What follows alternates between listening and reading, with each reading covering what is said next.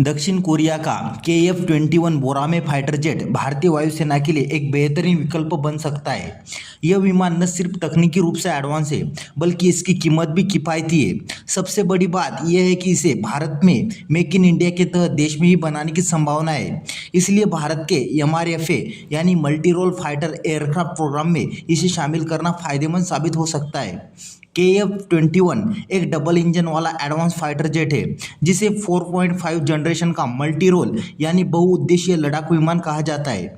अब ये jet production के शुरुआती दौर में है और उम्मीद है कि साल 2026 में साउथ कोरिया की एयरफोर्स को इसकी पहली डिलीवरी मिल सकती है। KF-21 में कई एडवांस टेक्नोलॉजी दी गई है, जैसे AESA रडार, इंफ्रारेड सर्च और track system, electronics warfare system और मॉडर्न हथियारों को जोड़ने की सुविधा। यह fighter jet 2 GE F414 engine से चलता है।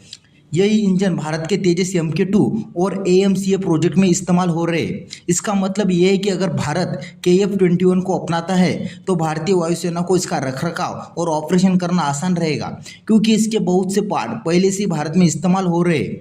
भारत के कई पुराने फाइटर जेट जैसे MiG-21 और जागुआर अब रिटायर हो रहे हैं, जिससे भारतीय वायुसेना के पास लड़ाकू विमानों की संख्या कम होती जा रही है। ऐसे में KF-21 एक अच्छा विकल्प हो सकता है, क्योंकि इसका प्रोडक्शन जल्द शुरू होने वाला है और आने वाले कुछ सालों में भारत को इसकी डिलीवरी मिल सकती है। इसकी कीमत लगभग 80 से 110 मिलियन डॉलर के बीच में है, जो राफेल या F-35 जैसे महंगे फाइटर जेट की तुलना में काफ़ी किफ़ायती मानी जाती है। KF-21 का डिज़ाइन ऐसा है, उसे ज़रूरत के हिसाब से आसानी से बदला या अपग्रेड किया जा सकता है। यह इसकी सबसे बड़ी ताकत है। अगर भारत चाहे तो इसमें अपना बना हुआ उत्तम AESA रडार या अस्त्र मिसाइल जैसी तकनीकें भी जोड़ सकता है। बस इसके लिए कुछ सॉफ्टवेयर लेवल पर दोनों देशों के बीच कुछ समझौते करने होंगे। इससे भारत को ज़्यादा कंट्रोल और आत्मनिर्भरता मिलेगी। KF-21 को भारत के मेक इन इंडिया के तहत असेंबल या को प्रोड्यूस किया जा सकता है। इससे भारत को अपना एरोस्पेस मैन्युफैक्चरिंग मजबूत करने का मौका मिलेगा। साथ ही भारत अपने AMCA प्रोजेक्ट में जो टेक्नोलॉजी बना रहा है, उसका इस्तेमाल KF-21 के अपग्रेड में भी किया जा सकता है, खासकर ब्लॉक 3 वर्जन में, जिसमें स्टील्थ और अंदरूनी हथियार रखने की सुविधा जैसे कि 5th जनरेशन की खूबियाँ जोड़ी जाएगी। KF-21 की खास बात यह है कि इसका एक नेवी वर्जन भी प्लान किया गया है, जिसे एयरक्राफ्ट कैरियर से उड़ाया जा सकता है। अगर ये वर्जन तैयार हो जाता है तो भारतीय नौसेना के लिए भी एक अच्छा ऑप्शन बन सकता है। इससे भारत को अलग से नेवल फाइटर खरीदने की जरूरत शायद न पड़े, क्योंकि KF-21 दोनों रोल निभा सकता है, एयरफोर्स और नेवी दोनों के लिए।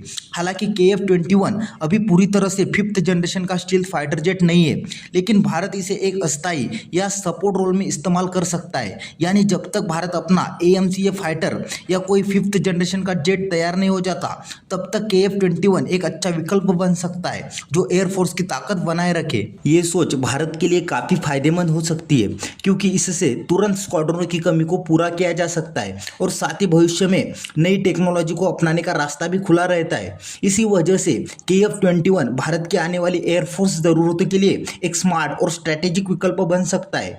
कुल मिलाकर देखा जाए तो KF-21 बोरामे भारतीय वायुसेना के MRFA प्रोग्राम के लिए एक भरोसेमंद, किफ़ायती और रणनीतिक रूप से सही विकल्प बन सकता है। जुलाई में आई एक रिपोर्ट के मुताबिक भारत ने अमेरिका को साफ कह दिया है कि वह F-35 जैसे महंगे फाइटर जेट में कोई दिलचस्पी नहीं रखता, जबकि अमेरिका इसे बेचने की कोशिश कर रहा था। ऐसे में KF-21 जैसे विकल्प भारत के लिए ज़्यादा समझदारी भरे साबित हो सकते हैं।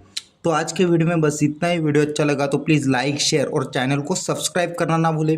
मिलते हैं इसी तरह के अगले एक और नए इन्फॉर्मेटिव वीडियो के साथ। Thank you for watching.